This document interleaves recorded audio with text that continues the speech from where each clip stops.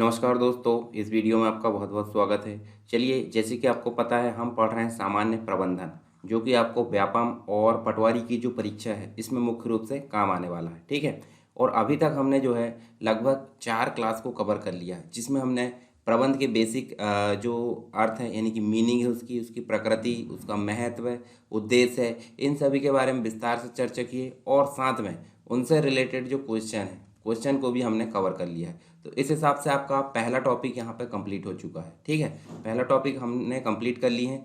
जैसे कि मैंने इंडेक्स आपको बताया था, इंडेक्स में हमने देखे थे हमें क्या क्या पढ़ना है, उसके बारे में देखे थे। तो हमने एक टॉपिक कंप्लीट कर लिया। बाकी का हम बात करेंगे अब जो है प्रबंध के सिद्धांत। क्या बात करेंगे? प्रबंध के सिद्धांत।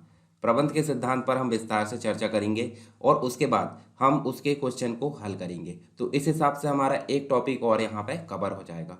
तो यदि आपने पहले जो जितने भी क्लास हैं उनको नहीं देखा है तो आप उनको जाकर देख लीजिए, ताकि पिछली क्लास जो होती है अगली क्लास के एक सीढ़ी के रूप में काम करती है। सीढ़ी मतलब आप समझ सकते हैं, अगर आपने पिछली क्लास नहीं देखा है तो अगली क्लास को समझने में आपको कठिनाई हो सकती है। ठीक है, क्योंकि हर एक जो चीज़ होती है वो पीछे वाली आगे के लिए एक प्रकार से हेल्प करती है। मतलब अगर पीछे हमने कोई कॉन्सेप्ट पढ़ा है तो आगे वो कॉन्सेप्ट जरूर काम आने वाला है। ठीक है, तो जैसे कि अब अभी तक आपको पता होगा, जितनी भी बुक पढ़े आपने, जब भी जो कोई चीज़ पढ़े होंगे तो पुरानी चीज़ जो होती है वो नए के लिए एक प्रकार से बेस का काम करती है। तो आपको पुराने लेक्चर को जरूर देखना है। अब मैं आपको बता देता हूँ यहाँ पे जो चैनल है यहाँ पे, जैसे कि आप पहले देख पा रहे थे सरकार स्टडी वेब्स एजुकेशन। ठीक है, इसमें आप जो है मेंबर होंगे। ठीक है, परंतु आपको इसके चैनल वाले ऑप्शन में जाना है। कहाँ पे जाना है? इसके चैनल वाले ऑप्शन में जाना है। और यहाँ पे आप देखोगे, देखिए अरविंद टिप्स, इसमें आपको इंपॉर्टेंट टिप्स मिलेगी। परंतु आपको एमपीपीएससी और व्यापम, खास करके अभी पटवारी और जो एमपीपीएससी और मध्य प्रदेश की जितनी भी परीक्षाएं होने वाली है उससे रिलेटेड आपको इंपॉर्टेंट चीज़ें यहाँ पे देखने को मिलेगी। क्या नाम है? एसएसडब्ल्यू एमपीपीएससी एंड व्यापम।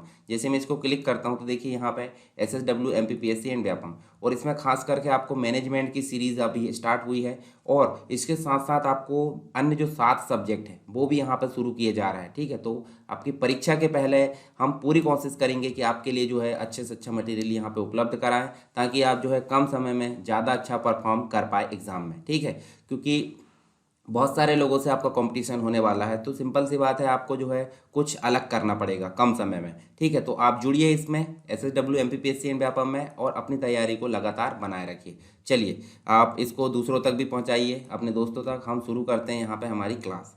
तो हम क्लास शुरू करते हैं। यहाँ पे क्या देखने वाले हैं? प्रबंध के सिद्धांत।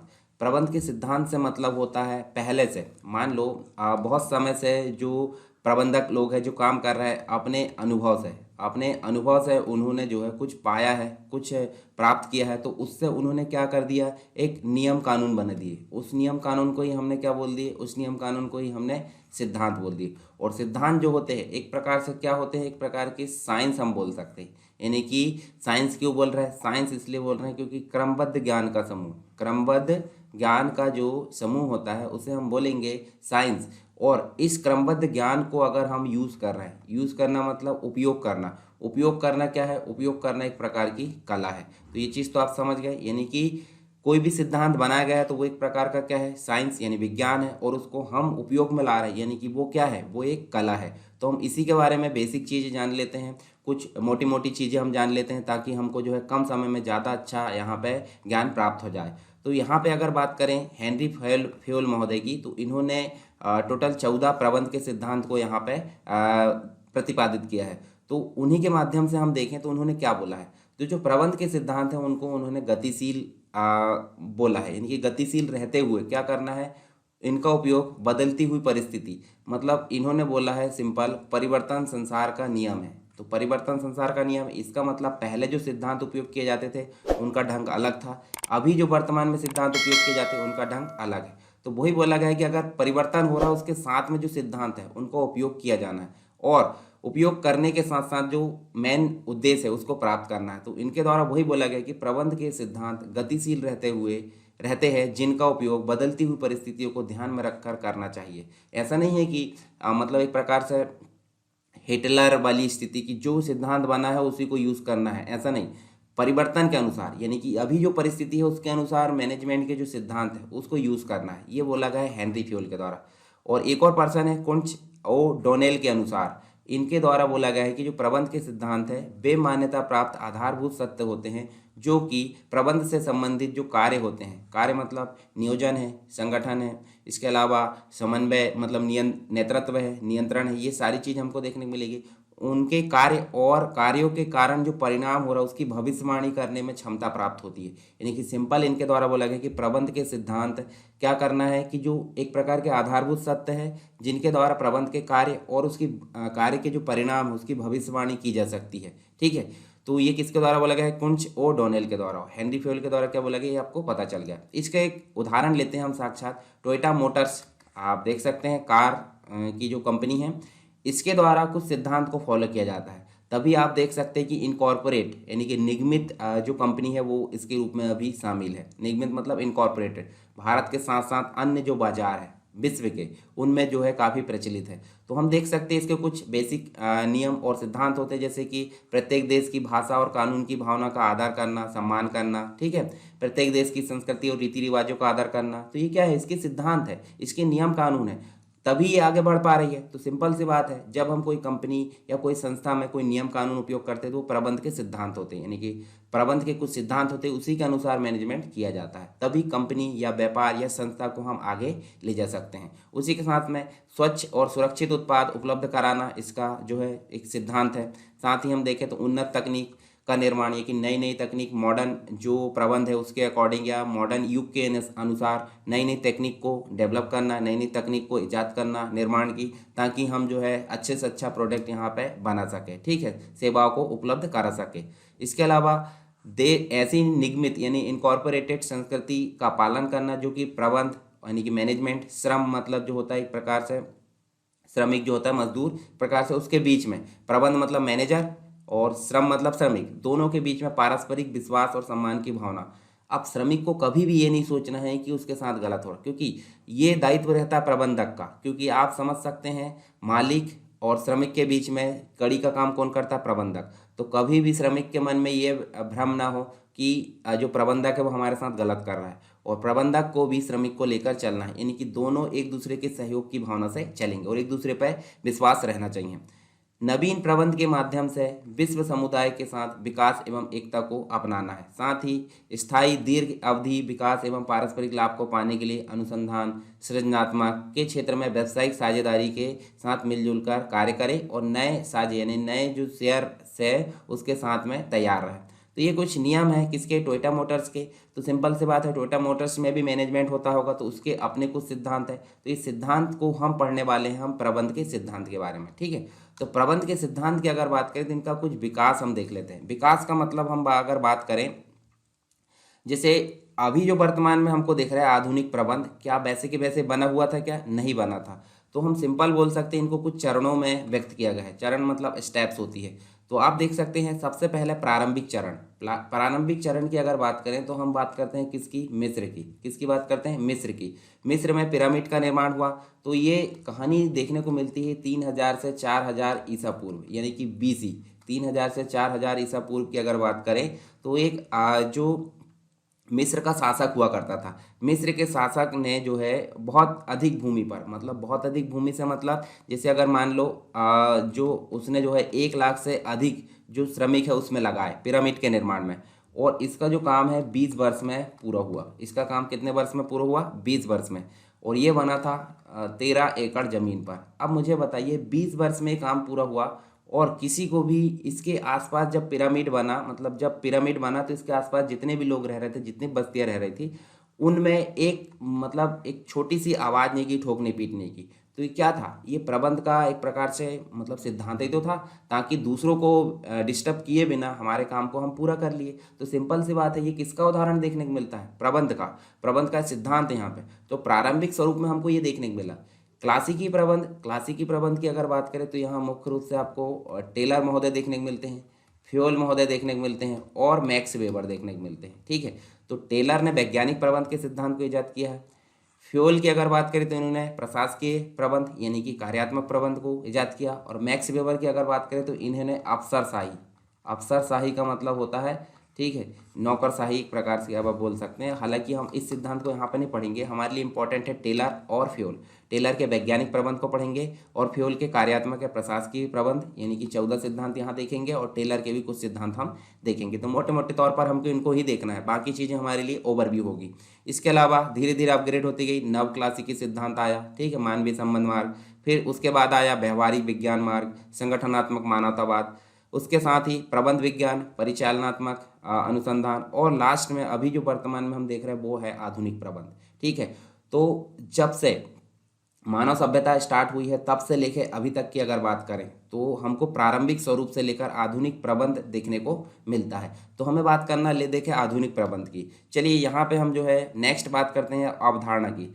अवधारणा का मतलब क्या होता है? अवधारणा मतलब प्रबंध के सिद्धांत की अवधारणा। तो हमारे जो प्रबंध के सिद्धांत है वो एक प्रकार से क्या करते हैं, वो हमारे मार्गदर्शक का काम करते हैं। मार्गदर्शक मतलब जैसे मान लो हमको कुछ काम करना है तो हमको उसके बारे में कुछ नहीं पता, तो हमको दिशा निर्देश दिए जाने का काम कोई ना कोई करेगा कि नहीं। तो हमको प्रबंध करने का काम जो करते हैं, प्रबंध करने के लिए जो मार्गदर्शक का काम करते हैं वो करते हैं सिद्धांत। कौन? सिद्धांत। प्रबंध के सिद्धांत हमको मार्गदर्शन करने का काम करते हैं कि हमको क्या करना है, कैसे करना है। ठीक है, साथ ही मार्गदर्शन के साथ में हमको जो है निर्णय लेने की क्षमता भी विकसित करते हैं। मान लो किसी कर्मचारी की पदोन्नति से संबंधित आपको निर्णय लेना है, किसी कर्मचारी की पदोन्नति से संबंधित आपको निर्णय लेना है, तो उसके लिए आपको निर्णय लेने के लिए क्या क्या देखना पड़ेगा? उसकी वरीयता, उसकी कैपेसिटी मतलब काम करने की योग्यता। ठीक है, सारी चीज़ें हमको यहाँ पे देखना होगा। उसी के साथ में एक और विज्ञान था जिसे हम खालिज विज्ञान बोलते हैं। ठीक है, क्या बोलते हैं? खालिज विज्ञान। अब खालिज विज्ञान जो था वो क्या था, मतलब एक प्रकार से परिवर्तन योग्य नहीं था। परिवर्तन योग्य, जैसे मान लो अगर आपको परिस्थिति के अनुसार परिवर्तन करना, तो जो खालिज विज्ञान था उसमें परिवर्तन बिल्कुल नहीं होता था। परंतु मुझे बताइए वैज्ञानिक प्रबंध या जो प्रबंध के सिद्धांत है, प्रबंध के जो सिद्धांत है उनमें परिवर्तन हो सकता है कि नहीं। तो अभी हमने देखे हैं फ्योल महोदय ने क्या बोला है कि प्रबंध के कुछ सिद्धांत ऐसे वैज्ञानिक सत्य है जो कि परिवर्तन के अनुसार या परिस्थिति के अनुसार अपनाने के लिए यहाँ पे हमेशा तैयार रहते हैं। तो क्या खालिज विज्ञान से, खालिज विज्ञान के जैसा है क्या? नहीं है, ये परिवर्तन योग्य नहीं है। परंतु प्रबंध के सिद्धांत परिवर्तन योग्य है, यानी कि ये क्या है? लोचदार। अब लोचदार मतलब होता है परिवर्तन जिनको बदला जा सकता है उसे बोलते हैं लोचदार, और बेलोच का मतलब होता है जिन्हें बदला नहीं जा सकता। सिंपल सी बात है। तो खालिज विज्ञान से इसको काफ़ी अपडेट माना जाता है या काफ़ी अलग माना जाता है। ठीक है, साथ ही उदाहरण के लिए अगर देखें तो जहां हम देखें जहां सूचना संचार दुनिया भर की फैसिलिटी नहीं है तो उस प्रबंधक की बात करें, और जहां पे इन सारी फैसिलिटी की बात है तो उस प्रबंधक की बात करें। दोनों में कौन अपग्रेड होगा? जहां सारी सुविधा है। तो सिंपल सी बात है, परिवर्तन के अनुसार प्रबंध को यूज़ किया जा रहा है। जबकि पहले टेक्नोलॉजी नहीं थी, तो पहले टेक्नोलॉजी नहीं थी, सिंपल सी बात है, वहाँ का जो उस समय जो प्रबंधक था उसका कार्यस्तर अलग रहा होगा। इसके अलावा अगर हम बात करें प्रबंध की सिद्धांत की प्रकृति की, प्रकृति मतलब नेचर, प्रकृति मतलब नेचर, इसके गुण मतलब क्या इसके गुण होंगे, तो हमको देखने को मिलता है गुण और जो विशेषताएं होती है।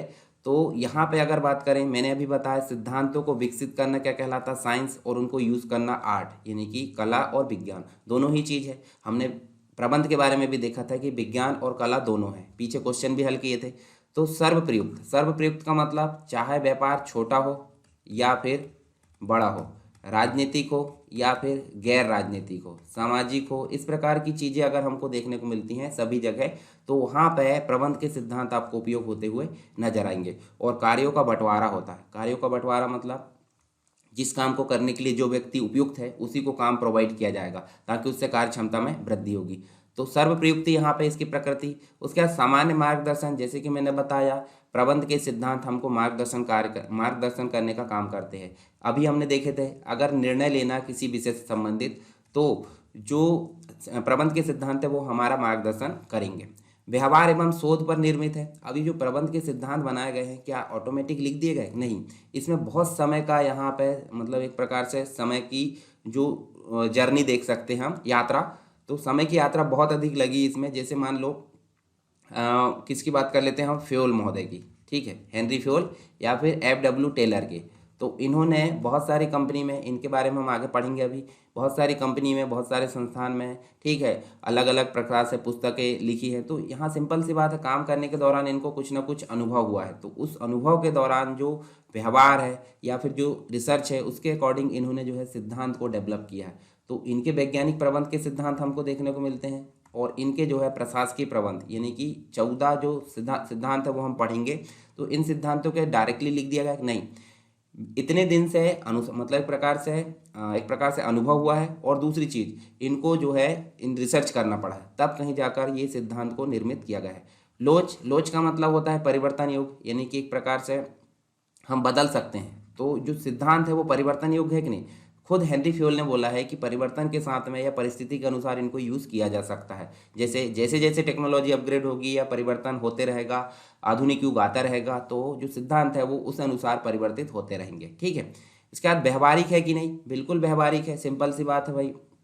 इनको धीरे धीरे अनुभव के माध्यम से ही लिखा गया है, तो इनको हम व्यवहारिक बोल सकते हैं। कारण और परिणाम का संबंध दोनों रहता है यहाँ पे, और अनिश्चित यहाँ पे होते हैं। तो कुछ प्रकृति हमने देखे हैं, ज़्यादा हमको यहाँ पे डिटेल में नहीं जाना, हमको जो सिद्धांत है वो पढ़ना है। तो हम बात करते हैं यहाँ पे किसकी, डॉक्टर किरण मजूमदार शाह की। इनकी बायोकॉन इंडिया के नाम से फार्मास्यूटिकल आप देख सकते हैं, मतलब इंटरनेट में पढ़ सकते हैं।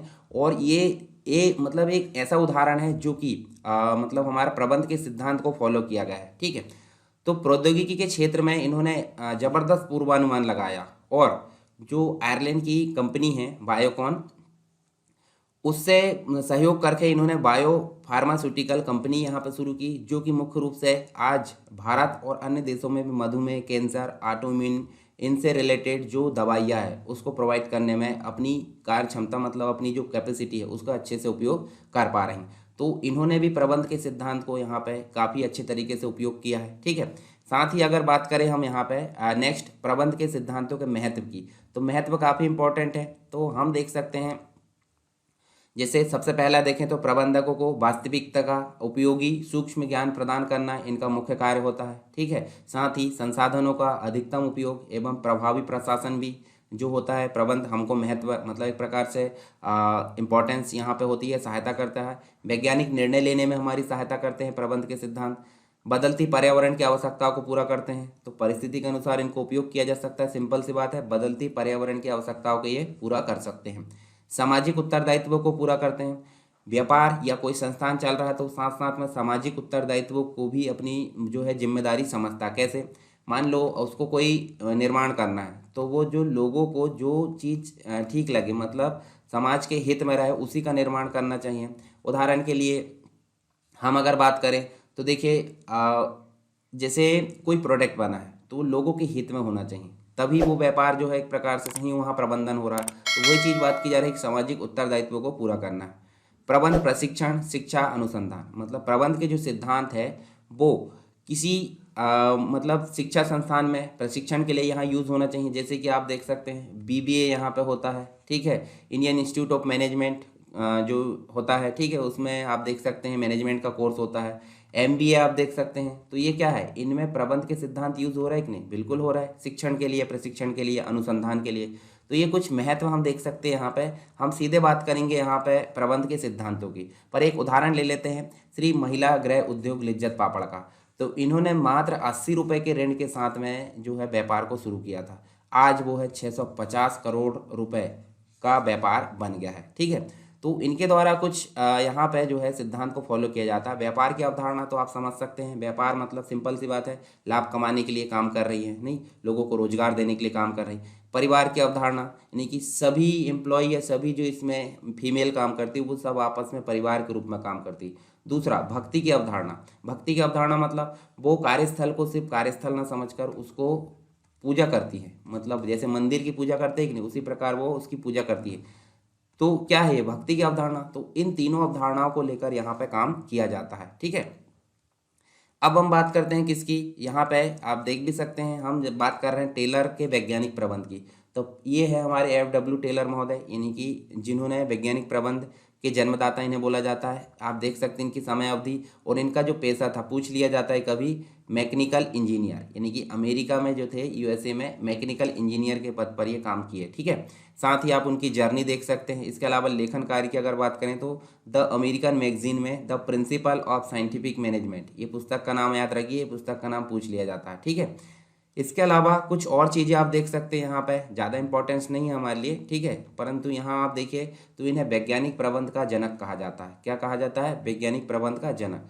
और वैज्ञानिक प्रबंध जो है वो क्लासिकल की एक शाखा है, साथ ही उसकी एक शाखा हम देखें तो प्रशासकीय प्रबंध है, और दूसरी जो है अफसरशाही है, जिसके जन्मदाता मैक्स वेबर माने जाते हैं। हालांकि अफसरशाही को हम यहाँ पे नहीं पढ़ेंगे, ठीक है। अच्छा, वैज्ञानिक प्रबंध की देखिए, प्रबंध वह विचारधारा है जिसे क्लासिकल विचारधारा भी कहा जाता है। इसके साथ ही टेलर ने कार्य के नियोजन पर बल दिया, साथ ही कार्य का वैज्ञानिक रीति से विश्लेषण कर इसको सर्वोत्तम ढंग से किए जाने पर ध्यान केंद्रित किया। इसके साथ ही और बहुत सारी चीज़ें हमको देखने को मिलेगी। इसके अलावा 1903 की अगर बात करें तो इन्होंने शोध पत्र कारखाना प्रबंध के नाम से लिखा। 1911 में वैज्ञानिक प्रबंध नाम से इनकी पुस्तक प्रकाशित हुई। टेलर के अनुसार वैज्ञानिक प्रबंध यह जानने की कला है कि श्रमिकों से क्या कार्य कराना है और फिर यह देखना है कि उनके द्वारा जो कार्य सौंपा गया है वो सर्वोत्तम ढंग से किया गया है, कम लागत में किया गया है या नहीं किया गया है, ये इनका मानना है, ठीक है।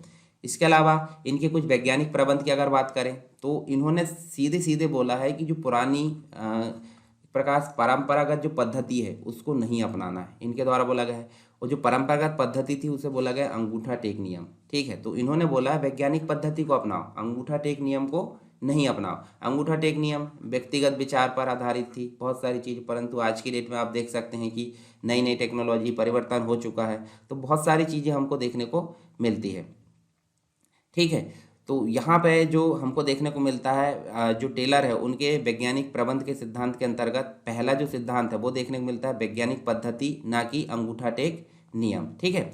अच्छा, यहाँ पे हमको कुछ और चीज़ें देखने को मिलती है, जैसे कि सभी मतलब जो एक प्रकार से अंगूठा टेक नियम अपनाएंगे तो वहाँ पे वो क्या होगा, कार्य क्षमता में बहुत कमी देखने को मिलती है, परंतु सभी समान रूप से प्रभावी नहीं होंगे। इसलिए इन्होंने बोला है वैज्ञानिक पद्धति को अपनाइए। इसके साथ ही मतलब एक प्रकार से वर्तमान की अगर बात करें तो इंटरनेट का प्रयोग से हम जो है इंटरनेट कम्युनिकेशन के प्रयोग से काफ़ी आगे निकल चुके हैं, तो सभी चीज़ों का यहाँ पे उपयोग होना चाहिए। दूसरी चीज़ सहयोग ना कि टकराव। जैसे कंपनी में बहुत सारे लोग काम करते हैं या प्रबंध के अंतर्गत देखिए बहुत सारे एम्प्लॉय होते हैं, तो अलग अलग होते हैं, तो यहाँ पे जो है टकराव की स्थिति पैदा होगी, परंतु इनके द्वारा बोला गया है कि सहयोग की स्थिति अपनाना आपको। सहयोग की क्यों? क्योंकि आपको मेन लक्ष्य को प्राप्त करना है जो प्रबंधन का है, मतलब एक प्रकार से कंपनी का जो मेन टारगेट है, तो प्रबंधन का मुख्य लक्ष्य सभी को साथ में लेकर सहयोग की भावना से आगे बढ़ना चाहिए, ठीक है। दूसरी चीज़, जैसे हमने बात करें प्रबंध की, और प्रबंध के नीचे काम करते हैं श्रमिक या एम्प्लॉय, तो इन दोनों के बीच में आपसी में सहयोग रहना चाहिए। किसी भी प्रकार से श्रमिक को इसके विरुद्ध नहीं जाना, ना ही प्रबंधक को किसी भी श्रमिक के साथ भेदभाव करना है, ये चीज़ हमको ध्यान में रखना है, तभी यहाँ पर सहयोग की भावना जागृत होगी, नहीं तो आपस में टकराव हो सकता है। दूसरा, अलग अलग व्यक्ति काम कर रहे हैं तो अपने अपने उद्देश्य को लेकर काम कर रहे हैं। देखिए, कोई कंपनी में अलग उद्देश्य के लिए ज्वाइन हुआ है, कोई दूसरा जो है अलग उद्देश्य के लिए, तो सब अपने व्यक्तिगत उद्देश्य को लेकर चलेंगे, परंतु ऐसा नहीं करना है। क्या करना है? कंपनी के एक निश्चित उद्देश्य को लेकर चलना है या व्यापार के निश्चित उद्देश्य को लेकर चलना है। अगर वो आगे बढ़ेगा तो सिंपल सी बात है, आपका उद्देश्य ऑटोमेटिक पूरा होगा। और दूसरी चीज़, प्रबंधक को यह ध्यान रखना चाहिए कि अगर कंपनी अपने निश्चित उद्देश्य को पूरा कर लेती है तो जो एम्प्लॉय है उसको पुरस्कृत भी किया जाए, बोनस दिया जाए। और कभी भी अगर कंपनी या जो व्यापार है कभी कठिन परिस्थिति में चल रहा है तो सभी को सहयोग के साथ में उसको आगे बढ़ाने के लिए तत्पर रहना चाहिए। तो इसे हम बोलते हैं सहयोग, ना कि व्यक्तिवाद। दूसरा है प्रत्येक व्यक्ति का उसकी अधिकाधिक क्षमता एवं समृद्धि के लिए विकास करना, ठीक है। प्रत्येक व्यक्ति को मतलब एक प्रकार से मान लो कोई मार्केटिंग में काम कर रहा है, प्रोडक्शन में काम कर रहा है या फिर उत्पादन क्षेत्र में काम कर रहा है, तो सिंपल सी बात है उसकी कार्य क्षमता दिनों दिन बढ़ती रहेगी, तो उसको हमेशा अपनी क्षमता में विकास करते रहना चाहिए। दूसरी चीज़, ठीक है, उसकी समृद्धि के विकास में जो है सिंपल सी बात है, जब वो अपनी क्षमता में वृद्धि करेगा तो प्रबंधक के दिमाग में भी ये चीज़ें देखने को मिलेगी कि उसका विकास यानी कि उसकी पदोन्नति, प्रमोशन किया जाए, ठीक है, उसको बोनस दिया जाए। तो ये सारी चीज़ें देखने को मिलती है, ठीक है, किसमें? जो चौथा सिद्धांत है उसमें। तो समय समय पर बोनस है, समय समय पर उसका प्रमोशन, ये सारी चीज़ें जो है प्रबंधक की जिम्मेदारी है। और जो एम्प्लॉय है उसकी जिम्मेदारी है कि वो कंपनी के प्रति या कंपनी के लाभ के लिए हमेशा तत्पर रहे, ठीक है, कंपनी के उद्देश्य के लिए हमेशा तत्पर रहे। इसके अलावा जो वैज्ञानिक प्रबंध के सिद्धांत है उसके साथ ही टेलर ने कुछ तकनीकों का विकास किया है, तकनीकों को बताया है कि आपको किस प्रकार जो आपका प्रबंधन है, प्रबंध के सिद्धांत के अंतर्गत या कारखाना में या फिर आप बोल सकते कोई व्यापार में किस प्रकार की तकनीक का उपयोग करना है ताकि आप उसको जो है आगे ले जा सके। तो इन्होंने कार्यात्मक फॉर्मेनशिप का सिद्धांत यहाँ पे तकनीक बताया है, कार्य का प्रमापीकरण, सरलीकरण, कार्य पद्धति अध्ययन, गति अध्ययन, समय अध्ययन, थकान अध्ययन और विभेदात्मक पारिश्रमिक प्रणाली। तो हम पहले जान लेते हैं कार्यात्मक फॉर्मेनशिप। जैसे मान लीजिए कारखाना प्रबंधक है, कारखाना प्रबंधक के अंतर्गत दो अन्य अधिकारी, एक तो प्लानिंग करने वाला नियोजन अधिकारी और एक उत्पादन करने वाला प्रोडक्शन मैनेजर। ठीक है, तो आप देखिए नियोजन अधिकारी अपने आप में पूरा काम करेगा क्या? नहीं करेगा। तो उसके अंतर्गत चार अन्य जो है, जैसे यहाँ देखिए टॉप लेवल के प्रबंधक होते हैं, मीडियम लेवल के होते हैं और निम्न लेवल के। निम्न लेवल में आपको फॉरमैन देखने को मिलेगा। तो यहाँ देखिए फॉरमैन के अंतर्गत हम देखें तो निदेश कार्ड क्लर्क होता है, यानी कि क्लर्क मतलब एक प्रकार से आप देख सकते हैं जो लो लेवल 4th ग्रेड का जो काम करता है। ठीक है, कार्यक्रम क्लर्क होता है। ठीक है, फंक्शन क्लर्क, समय और लागत क्लर्क होता है, अनुशासक क्लर्क होता है। इनके नीचे जो है श्रमिक होते हैं। कौन होते हैं? श्रमिक। दूसरे विभाग में उत्पादन विभाग है, उत्पादन अधिकारी। तो यहाँ पे देखिए गति नायक, टोली नायक यानी ग्रुप, मरम्मत नायक यानी रिपेयरिंग वाले, निरीक्षक मतलब एक प्रकार से मॉनिटरिंग करना। ठीक, तो इस प्रकार से इन्होंने जो है फॉर्मेनशिप, कार्यात्मक फॉर्मेनशिप को विभाजित किया है। किसने? टेलर ने। साथ ही अगर हम देखें यहाँ पे कार्य का प्रमापीकरण, यानी कि कार्य के स्टैंडर्ड को तैयार करना, दूसरी उसको सरलीकृत करना, ये इनके द्वारा बोला गया है। कार्य पद्धति का अध्ययन, किस प्रकार कार्य किया जा रहा है उस पद्धति का अध्ययन किया जाए, कहाँ दिक्कत आ रही है उसको देखा जाए और उसको सुधारा जाए, ये इनके द्वारा बोला गया है। गति अध्ययन, गति अध्ययन मतलब किस गति से काम हो रहा है। मान लो एक दिन में कोई 10 इकाई तैयार कर रहा है या 15 तैयार कर रहा है, उसको चेक करना, उसकी गति चेक करना, ताकि उसकी सैलरी या उसका पारिश्रमिक को हम निर्धारित कर सकें। समय अध्ययन, कितने समय में काम हो रहा है, ये सारी चीज़ें निर्धारित करना या चेक करना। थकान अध्ययन, थकान अध्ययन अलग अलग पैरामीटर को देख के किया जाता है। जैसे कि किसी को अगर हैवी काम, यानी कि किसी को हम जो है भारी भरकम काम दे दे तो वो जल्दी जल्दी थकेगा, और किसी को अगर हम मतलब एक प्रकार से हल्का काम दे दे तो वो कम थकेगा। तो उसके अकॉर्डिंग उसको जो है आराम की व्यवस्था का निर्धारण करना, इसे बोलते हैं थकान अध्ययन। विभेदात्मक पारिश्रमिक मतलब कोई व्यक्ति की कार्य क्षमता 10 इकाई बनाने की, कोई व्यक्ति की जो है 5 इकाई बनाने की, तो इनके अकॉर्डिंग भी पारिश्रमिक यहाँ पे निर्धारित करना। मान लो कोई 10 इकाई से ज़्यादा बनाता है तो उसको प्रत्येक इकाई 50 रुपये मिलेगा, और अगर कोई 10 इकाई से कम बनाता तो उसको जो है प्रत्येक इकाई 40 रुपये मिलेगा। इस हिसाब से अगर बात करें तो इस व्यक्ति ने अगर 11 यूनिट तैयार किया है तो उसकी 50 रुपये के हिसाब से देखिए, मुझे बताइए क्या है, होता है 550। और ये जो 10 से कम बनाने वाला अगर 9 है, 9 बनाया उनने, तो इसको 40 रुपये के हिसाब से दे रहा है, तो इसकी 360। दोनों में देखिए आप अंतर कितना है, दोनों में लगभग 190 रुपये का अंतर है। तो अगर ये चीज़ें देखने को मिलेगी किसमें, एम्प्लॉय में या जो श्रमिक है उसमें, तो वो और अपनी कार्य क्षमता से अधिक काम करेगा। तो सिंपल सी बात है, कंपनी का जो उत्पादन है वो आगे बढ़ेगा। तो विभेदात्मक पारिश्रमिक प्रणाली भी तकनीक है एक प्रकार की, मतलब उत्पादन को बढ़ाने की या फिर लाभ को बढ़ाने की। आगे देखते हैं हम। नेक्स्ट जो व्यक्ति है हेनरी फ्योल। हेनरी फ्योल जो है एक प्रकार से ये भी प्रबंधक है। इन्होंने भी प्रबंध के सिद्धांत को यहाँ पे दिया है। ये व्यक्ति आप देख सकते हैं, इनका जीवन आप देखिए, और ये इनका जो पेशा यानी प्रोफेशन था, खनन इंजीनियर थे, फ्रांस में खनन इंजीनियर। बस इतना याद रखना, बाकी की चीज़ें आप यहाँ देख सकते हैं। 14 इन्होंने प्रबंध के सिद्धांत दिए हैं, इनको हम आगे देखेंगे एक एक करके।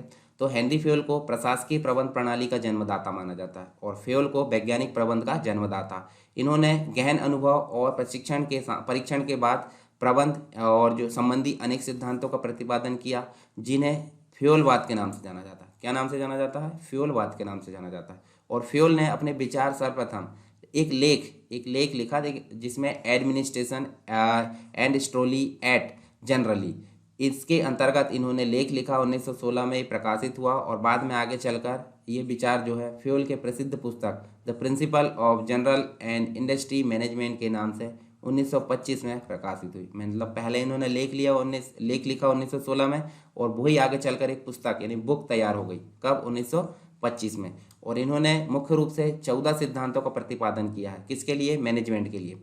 तो कार्य विभाजन का सिद्धांत दूसरा है, अधिकार एवं उत्तरदायित्व का सिद्धांत तीसरा है, अनुशासन का सिद्धांत चौथा है, आदेश की एकता का सिद्धांत, उसके बाद है निदेश की एकता का सिद्धांत, साथ ही सामूहिक हितों के लिए व्यक्तिगत हितों का समर्पण, इसके अलावा कर्मचारियों के प्रतिफल, इसके बाद है केंद्रीकरण और विकेंद्रीकरण, इसके साथ ही हम देखें 9वें नंबर का तो सोपान श्रृंखला है, व्यवस्था है, इसके साथ ही समता, 12वें नंबर का कर्मचारियों की उपयुक्तता, 13वें नंबर पर पहल क्षमता, 14 पे हमको देखने को मिलता है सहयोग की भावना। तो ये टोटल 14 सिद्धांतों का प्रतिपादन किया है हेनरी फ्योल ने।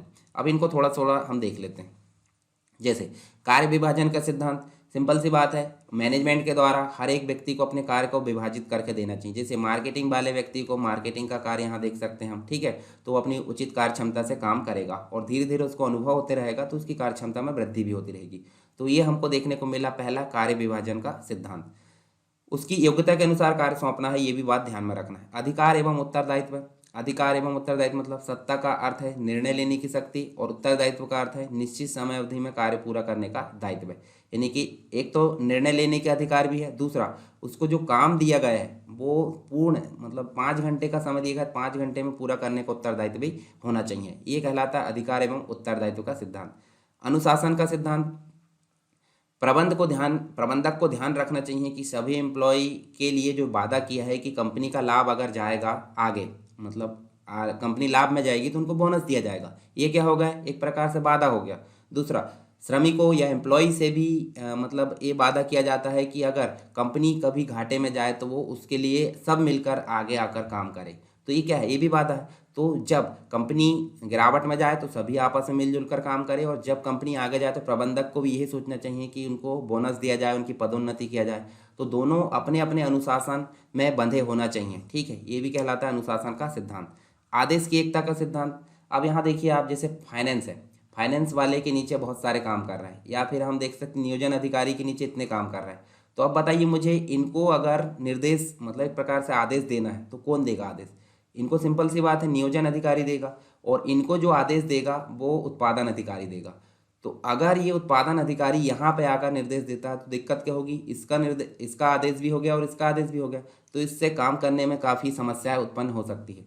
तो फ्योल महोदय ने बोला है अपने सिद्धांत के माध्यम से कि जहाँ पे कर्मचारी काम कर रहे हो उनके लिए आदेश देने वाला एक ही अधिकारी होना चाहिए। इसे बोलते हैं आदेश की एकता। जैसे आपने सैन्य संगठन का उदाहरण लिए होंगे, सैन्य संगठन में जो बॉस होता है, मतलब एक प्रकार से सीनियर इज ऑलवेज करेक्ट, मतलब हमसे जो सीनियर होता है सेना में उसी का आदेश चलता है, उसके अलावा किसी का आदेश नहीं चलता, नहीं तो बहुत कड़ी जो है सजा दी जाती है वहाँ पे, ठीक है। इसके अलावा निर्देश की एकता। तो निर्देश की एकता से क्या मतलब है, मान लो एक व्यक्ति कोई काम कर रहा है प्रोडक्शन का, ठीक है। एक व्यक्ति से मतलब प्रोडक्शन का काम है, उत्पादन का क्या काम है, उत्पादन का। तो उत्पादन का काम क्या होगा, एक अलग हो गया। तो उत्पादन के लिए एक अधिकारी यहाँ पे डिफाइन कर देना चाहिए, उत्पादन के लिए एक अधिकारी डिफाइन कर देना चाहिए। अब विपणन की अगर बात करें, विपणन मतलब मार्केटिंग, तो मार्केटिंग के लिए एक अधिकारी डिफाइन कर दें। अगर मान लो एक ही व्यक्ति को मार्केटिंग की व्यवस्था दी जाए और एक ही व्यक्ति को उसी व्यक्ति को उत्पादन की, तो कार्य अच्छे से हो पाएगा कि नहीं? तो इसलिए बोला गया है कि हर एक कार्य को अलग अलग कैटेगराइज करके उसके लिए अलग एक बॉस तैयार करे या अधिकारी बना दे, तो उसे ही बोलते हैं निर्देश की एकता। मतलब इसके लिए निर्देश एक ही व्यक्ति रहेगा और इसके लिए भी एक व्यक्ति रहेगा अलग अलग, ठीक है। तो यहाँ पे हम देख सकते हैं नेक्स्ट जो है सामूहिक हितों के लिए व्यक्तिगत हितों का समर्पण। मतलब कभी भी कंपनी में जितने भी काम कर रहे हैं या संस्था में जितने भी काम कर रहे हैं संगठन में, उनको सबको सामूहिक हित पर ध्यान में रखकर चलना चाहिए, ना कि व्यक्तिगत हित पर। तो व्यक्तिगत हितों को कम महत्व दिया जाता है। किसको महत्व दिया जाएगा? संगठन के सामूहिक हित को महत्व दिया जाता है। नेक्स्ट है कर्मचारियों का प्रतिफल। श्रमिकों को इतना वेतन तो मिल जाना चाहिए कि वो अपने जीवन को उचित स्तर पर ले जा सके, ठीक है। और इसके अलावा समय समय पर जब कंपनी लाभ में जाती है या ज़्यादा अधिक फायदे में जाती है तो उनको एक प्रकार से क्या मिलना चाहिए, बोनस मिलना चाहिए, उनकी पदोन्नति होना चाहिए। तो ये भी क्या है, कर्मचारियों के लिए प्रतिफल देख सकते हैं। केंद्रीकरण और विकेंद्रीकरण। देखिए, केंद्रीकरण का मतलब होता है जैसे मान लो ये व्यक्ति है और यहीं से सारे जो है अधिकार, मतलब इनके पास है अधिकार, क्या कोई भी चीज़ मतलब निर्णय लेने का अधिकार, तो इसे बोलते हैं केंद्रीकरण। परंतु विकेंद्रीकरण की अगर बात करें तो अगर इसके पास कोई सुझाव है तो इसके सुझाव को भी लिया जाएगा, किसके लिए? निर्णय लेने के लिए। इसके पास कोई सुझाव है तो इसके सुझाव को भी लिया जाएगा निर्णय लेने के लिए। और निर्णय नियोजन अधिकारी अपने पास के खुद के जो निर्णय हैं वो भी लिए जाएंगे, यानी कि सब आपस में मिलजुल कर अगर निर्णय ले रहे हैं तो उसे बोलते हैं विकेंद्रीकरण। और अगर मात्र एक ही व्यक्ति निर्णय ले रहा है तो उसे बोलते हैं केंद्रीकरण। जैसे हम बात करें पंचायतों में, पॉलिटी के अंतर्गत देख सकते हैं पंचायती राज व्यवस्था जो है वो एक प्रकार की विकेंद्रीकरण है, निर्णय लेने का अधिकार पंचायतों को भी रहता है, ठीक है। तो इस हिसाब से देखें तो यहाँ पे हमको प्रबंध के अंतर्गत केंद्रीकरण और विकेंद्रीकरण दोनों होना चाहिए। नेक्स्ट हमको आदेश की एकता और निर्देश की एकता में थोड़ा सा अंतर देखने को मिलेगा। देखिए, आदेश की एकता मतलब क्या होता है, किसी भी अधीनस्थ को एक ही अधिकारी के आदेश लेना चाहिए, परंतु यहाँ पे समान उद्देश्य वाली क्रियाओं के लिए एक अध्यक्ष होना चाहिए। जैसे प्रोडक्शन के लिए एक अध्यक्ष, ठीक है। नियोजन के लिए एक अध्यक्ष, मार्केटिंग के लिए एक अध्यक्ष। तो यहाँ पे निर्देश की एकता इसे बोला जाता है। अब इसका अर्थ तो समझ गए। लक्ष्य क्या होता है? यह दोहरी अधीन स्थिति को रोकता है, मतलब दो अधिकारियों के आदेश को रोकता है, एक ही अधिकारी के आदेश होना चाहिए। और ये क्या करता है? यह क्रियाओं के एक दूसरे का आच्छादन, मतलब सिंपल सी बात है, कोई व्यक्ति उत्पादन का काम कर रहा है तो उसी के साथ में वो मार्केटिंग का काम करने लगा, तो उत्पादन का काम तो हो गया खत्म। तो इसलिए क्रियाओं के दोहराव को ये रोकता है और ये आदेश के दोहराव को रोकता है। प्रभाव क्या होगा? यह कर्मचारी को व्यक्तिगत रूप से प्रभावित करता है, ठीक है। और ये क्या करता है? यह पूरे संगठन को प्रभावित करता है। ये चीज़ आपको देखने को मिली। अब हम बात करते हैं नेक्स्ट 9 नंबर का जो सिद्धांत है हेनरी फ्योल का, सोपान श्रृंखला। मतलब सिंपल सी बात है, अगर यहाँ पे अगर कोई अधिकारी है मेन प्रबंधक, तो उसके नीचे दो अधिकारी है, उस अधिकारी के नीचे कोई और अधिकारी, ऐसे स्ट्रक्चर जो बन जाता है, इस स्ट्रक्चर को बोलते हैं सोपान। यानी कि सोपान श्रृंखला बनी होना चाहिए किसी भी संस्थान में, तो इसे ही हम बोलते हैं। इस प्रकार अधिकार उत्तरदायित्व, इसी प्रकार जो है नीचे आते अधिकार जो भी है, मतलब एक प्रकार से जो हमने निर्णय लिए हैं और इनके उत्तरदायित्व को नीचे, जैसे इस व्यक्ति का उत्तरदायित्व क्या होगा कि वो ई के प्रति उत्तरदायी रहे, ई जो है डी के प्रति रहे, डी जो है सी के प्रति। तो इस प्रकार से ये क्रम देखने को मिलता है, इसे बोलते हैं सोपान श्रृंखला। फिर है व्यवस्था। हर आदमी और हर सामग्री के लिए एक निश्चित और सही जगह होनी चाहिए। मतलब कोई मशीन अगर रखी है कहीं तो उसके लिए निश्चित जगह होनी चाहिए, और कोई व्यक्ति अगर काम कर रहा है तो उसके लिए भी निश्चित जगह होनी चाहिए, इसे ही बोलते हैं व्यवस्था, ठीक है। इसके अलावा समता की अगर बात करें, जितने भी एम्प्लॉय काम कर रहे हैं तो उनमें जैसे आर्टिकल नंबर हमने देखे 14 से 18 समानता का अधिकार, उसमें भी 15 और 16 जिसमें बोला गया है धर्म, जाति, लिंग के अनुसार भेदभाव नहीं होगा। तो यहाँ पे बोला गया है जाति, पंथ या लिंग के आधार पर कर्मचारियों के साथ कोई भी भेदभाव नहीं होगा। किसमें? समता में। 12वें नंबर का जो नियम बोला गया है कर्मचारियों की उपयुक्तता, यानी कि एक बार नियुक्त किए जाने के बाद जो नियुक्ति की प्रक्रिया है वो काफ़ी कठोर रख दो आप। प्रबंध के अंतर्गत इनके द्वारा बोला गया है कि नियुक्ति की प्रक्रिया इतनी कठोर रखो कि व्यक्ति आसानी से ज्वाइन न हो पाए, परंतु यदि ज्वाइन हो गया तो एक बार नियुक्त किए जाने के बाद उसकी सेवा स्थिर कर दो, सुरक्षित होनी चाहिए, वेतन अच्छा होना चाहिए, ये सारी चीज़ें, स्थानांतरण की समस्या खत्म कर दी जाए। तो ये कर्मचारी की उपयुक्तता के आधार पर यहाँ काम होना चाहिए। 12वें नंबर का सिद्धांत। पहल क्षमता। जब भी कोई निर्णय लेना हो, जब भी कोई काम करना हो, तो सभी कर्मचारियों में से मतलब प्रबंधक का ये दायित्व होता है कि सभी में पहल क्षमता को विकसित करे, ताकि कोई भी काम करना हो तो सभी कर्मचारियों में से फटाफट सभी सामने आए कि हमें वो काम करना है, वो अपने खुद से अभिप्रेरित हो, खुद से मोटिवेट हो। तो इस प्रकार की चीज़ों को बोलते हैं पहल क्षमता। सहयोग की भावना। मतलब सब अलग अलग उद्देश्य से काम करते हैं, परंतु सबको एक टीम के रूप में काम करना चाहिए। तो आपस में सहयोग करके संघ शक्ति के आधार पर काम करना चाहिए, तभी हम जो है एक सामूहिक उद्देश्य को प्राप्त कर सकते हैं। तो आई होप आपको 12 नियम जो है पता चल गए होंगे। 14 नियम पता चल गए हेनरी फ्योल के। हमने 14 नियम के बारे में बेसिक रूप से जान लिया है, ठीक है। हमको इनको जानना है ताकि हम जो है इस प्रकार से क्वेश्चन को हल कर सकें, ठीक है। आपको रटना भी नहीं है, थोड़ा सा आप 2-4 बार इनको पढ़ लीजिए तो आपके दिमाग में एक आइडिया आ जाएगा कि कौन कौन से नियम होते हैं। जैसे एग्जाम में पूछ लिया जाता है कि हेनरी फ्योल के इनमें से कौन से सिद्धांत नहीं है, तो 3 ऑप्शन दे देंगे ये सिद्धांत और एक ऑप्शन दे देगा अलग। तो आपको उस अलग वाले को एलिमिनेट करना, मतलब एक प्रकार से उनको राइट आंसर के रूप में सेलेक्ट करना है, ठीक है। या फिर ऐसा बोल देगा इनमें से कौन कौन से सिद्धांत हेनरी फ्योल के हैं, तो 1 दे देगा, 2 दे देगा, ए और बी दे देगा और इनमें से कोई नहीं, या फिर 1, 2, 3 दे देगा, उपरोक्त सभी। इस प्रकार के क्वेश्चन भी आ सकते हैं, ठीक है। साथ ही यहाँ इन अलग अलग सिद्धांतों से भी क्वेश्चन आ सकते हैं, तो ये भी आपको ध्यान रखना है। चलिए आगे चलते हैं हम। अब हमने इसके पहले 14 सिद्धांतों के बारे में बात की जो कि हेनरी फ्योल ने बहुत समय पहले प्रतिपादित किया। तो क्या आज जैसे कि वैसे यूज़ हो रहा है क्या? बिल्कुल नहीं। हेनरी फ्योल ने खुद ने बोला था कि परिस्थिति के अनुसार परिवर्तन होते रहता है और सिद्धांत को भी परिवर्तित करके यूज़ कर दिया जाता है। तो इसलिए जो सिद्धांत है, पहला सिद्धांत हमने देखे थे कार्य विभाजन का सिद्धांत। तो इसमें पहले होता था कर्मचारियों के जो कार्य है उसको रूपांकन में सामान्यीकरण होता था, परंतु अभी देखें तो कर्मचारियों के कार्य में जो है परिवर्तन एक प्रकार से होता है, ठीक है। नेक्स्ट है अधिकार एवं उत्तरदायित्व की बात करें, प्रबंधकों को अधिकार प्राप्त है और अभी कर्मचारियों के पास शक्तियाँ है, ठीक है, अभी वर्तमान में। अनुशासन की बात करें तो औपचारिक नियंत्रण था पहले और अभी अनौपचारिक और समान देखने को मिलता है। आदेश की एकता में अधीनस्थ कर्मचारी केवल एक उच्च अधिकारी के प्रतिवेदन करते थे, यानी रिपोर्ट देते थे, और यहाँ पे कई प्रबंधकों के द्वारा जो है अभी यहाँ पे आदेश दिया जाता है निचले कर्मचारियों को, अभी आप वर्तमान में देख सकते हैं। निर्देश की एकता की अगर बात करें तो कार्यों की एक योजना एवं एक प्रबंधक होता है, ठीक है, जैसे कि हमने बात किए थे। और यहाँ कार्यों की बहु योजना, एक से अधिक योजना होती है और जिसमें कई प्रबंधक होते हैं। तो अभी वर्तमान में काफ़ी परिवर्तन आ चुका है फ्योल के सिद्धांत में। व्यक्तिगत हित का समान अच्छाई के लिए समर्पण, तो यहाँ कर्मचारी जो है संगठन के प्रति समर्पित थे, परंतु यहाँ संगठन कर्मचारी के प्रति तथा कर्मचारी संगठन के प्रति समर्पित है, दोनों एक दूसरे के प्रति समर्पित हैं। 7वां नियम क्या बोल रहा था, कर्मचारियों का प्रतिफल, तो यहाँ न्यायोचित प्रतिफल भुगतान प्रणाली थी। अब यहाँ निष्पादन आधारित प्रतिफल प्रणाली है। निष्पादन मतलब जो जितना काम करेगा उसके हिसाब से यहाँ काम होता है, ठीक है। केंद्रीकरण की बात करें, विकेंद्रीकरण की, तो निर्णय ऊपर लिया जाता था और नीचे स्तर पर आ जाता था। कार्य के उपयुक्त तदर्थ निर्णय लिया जाता है, परिस्थिति के अनुसार निर्णय लिया जाता है। सोपान श्रृंखला बनती है, एक तो सोपानिक औपचारिक संप्रेषण माध्य है, तो एक कम औपचारिक यहाँ देखने को मिलता है। व्यवस्था, तो नियंत्रण हेतु आंतरिक सूचना प्रणाली थी, यहाँ पर समन्वय हेतु आंतरिक सूचना प्रणाली उपयोग की जाती है। समता यानी समानता की भावना, तो देखो दयालुता के द्वारा प्रतिबद्धता प्राप्त करना, यहाँ स्वामित्व भावना से प्रतिबद्धता प्राप्त करना है। नेक्स्ट 12वें नंबर का जो नियम क्या था, कर्मचारियों के कार्यकाल या उपयुक्तता, तो कर्मचारियों को प्रशिक्षण एवं संगठन में टिके रहने के लिए प्रोत्साहित करना, और साथ ही यहाँ देखिए कर्मचारियों का निरंतर प्रशिक्षण एवं विकास यहाँ पे चलते रहता है। पहल क्षमता की अगर बात करें तो प्रबंधक नए नए विचारों पर गौर कर उनका क्रियान्वयन करते हैं, पर अभी वर्तमान में कर्मचारी नए नए विचार लाते हैं तथा उनका क्रियान्वयन करते हैं, ठीक है। लास्ट है सहयोग की भावना, कर्मचारियों में उच्च मनोबल बनाए रखना अनिवार्य था, ठीक है। तो ये पहले नियम यूज होता था, परंतु अभी जो है कर्मचारी को मनोबल बनाए रखना उतना अनिवार्य नहीं होता। तो हमने दोनों को कंपैरिजन करके देखी, पहले कैसा यूज होता था और अभी कैसा यूज होता है, दोनों में आपको अंतर समझ में आ गया होगा।